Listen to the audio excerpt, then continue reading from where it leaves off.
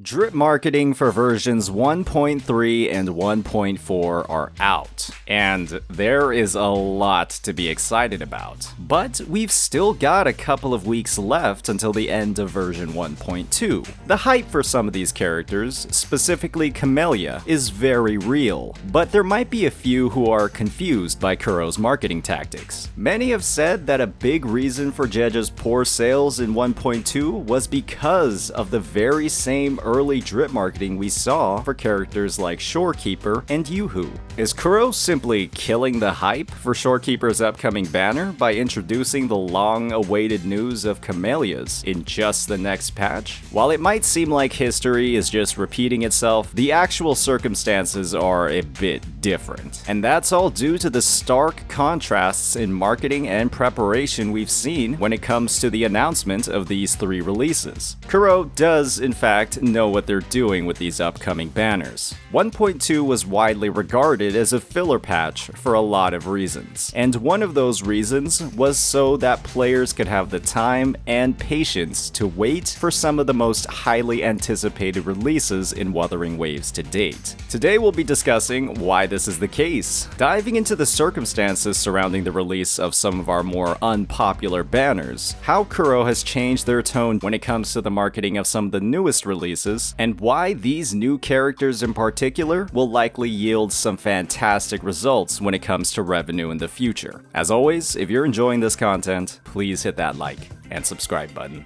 One of the biggest critiques that we've seen floating around when it came to the release of Jeja was how sudden details on her design, kit, and backstory were available to the public. We knew almost nothing about this character heading into 1.2, and when looking at the role she actually plays in the world of Wuthering Waves, it's fair to say that she felt a bit out of place. Rather than originating from many of the established factions in the game's lore, like Huanglong, the Black Shores, or Fraxidus, Jeja genuinely just seems like a random inhabitant of Jinzhou with resonator powers. That's a backstory you'd find for 4-star characters or 5-star standards. And when that's compared to releases like Jian, Jinhsi, or Changli, who are immediately depicted as some of the most powerful or influential characters in the world, it's natural that there's not going to be as much excitement. When you also factor in how she had no presence at all in the story or the world prior to 1.2, you have a character that players had no knowledge about, no meaningful ties to the story we've experienced thus far, and a character demo that was released on nearly the same day that the actual character was. You could argue that Yidlin's backstory had similar separations from the main story, but with her presence in the game's closed beta tests, her launch at the very start of the game, and her advantages in the visual design department, she ended up doing a lot better. If you were to look at all of these facts surrounding Jeja's release, you could make the argument that her low overall sales were intentional.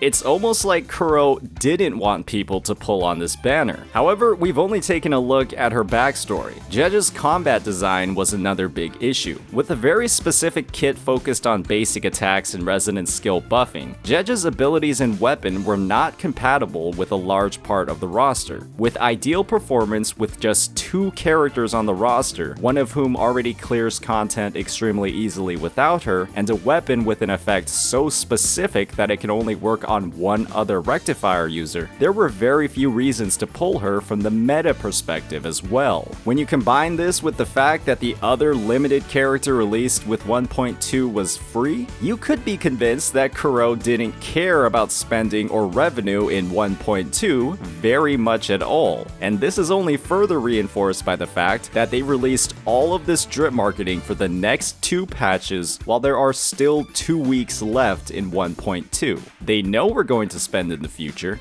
but why? The next 2 limited 5 stars will be Shorekeeper and Camellia. And there is no doubt when I say that the hype for these 2 releases is absolutely unreal. Originating from the Black Shores faction, players have already gotten a massive amount of exposure to members like Encore and Alto, who are some of the most interesting and memorable characters of the cast, with likely the best overall piece of the story in 1.0, as well as likely the spiciest cutscene in the game with Camellia. People already know who these characters are, rather than the surprising and somewhat somewhat out-of-place introduction of Jeja into the story. We've already had the opportunity to interact with members of the Black Shores, but there's still an incredible amount of mystery and intrigue regarding what role they'll play in the future. Players genuinely want to know more about these characters. However, this involvement in the early story isn't the only thing driving the hype. They're also arriving with an expansion to the map entirely dedicated to their faction, complete with its own unique mechanics and puzzles across its exploration. These are some very noticeable factors that are driving some more engagement throughout the player base. But the elephant we haven't addressed in the room is their actual visual design. These characters have a lot more appeal than Jeja. I wholeheartedly believe that if you took any random gacha players with no knowledge about Wuthering Waves and asked them who they'd pull from these three characters, an overwhelming majority of them would go for either Shorekeeper or Camellia. A player's attraction to a visual design is entirely subjective, and if you like Jeja over these two, I'm not saying you're weird, but historical precedent does show that certain character designs in the gacha space are a lot more popular than others, and that alone can be a huge contributing factor to sales. But there's still a final piece that we haven't addressed yet, and that's the role that these new characters could play across teams and in the meta. While we haven't received official kit overviews just yet, all of the rumors floating around are pointing to Shorekeeper as a sustainer, when every single player's Varina is working an absurd amount of overtime, and the playstyle and rotations of characters like Baija or Tao Chi are unappealing to many. If these rumors are true, she would help fill in a massive gap that currently exists across many rosters,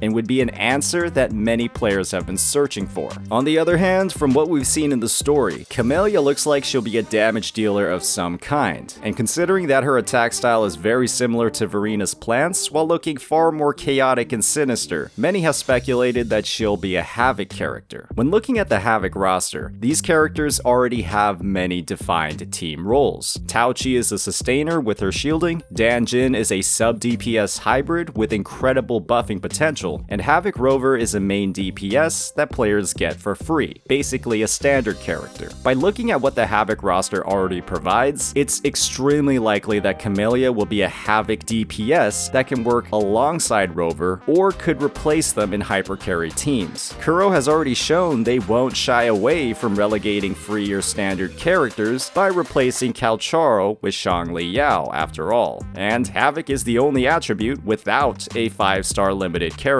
When Dan Jin has been on almost half of the limited banners, and her S6 gives incredible buffing potential, players are looking for a limited Havoc 5-star to fully capitalize on this. From the facts that we know and the speculation that we can make, there are a lot of reasons why we can expect more success in revenue for versions 1.3 and 1.4. There is a lot more appeal for these characters, from both a story involvement and potential meta strength perspective. 1.2 was a filler patch for a reason. It was so that you could save for these two. As always, if you enjoyed this content, please hit that like and subscribe button. Peace out.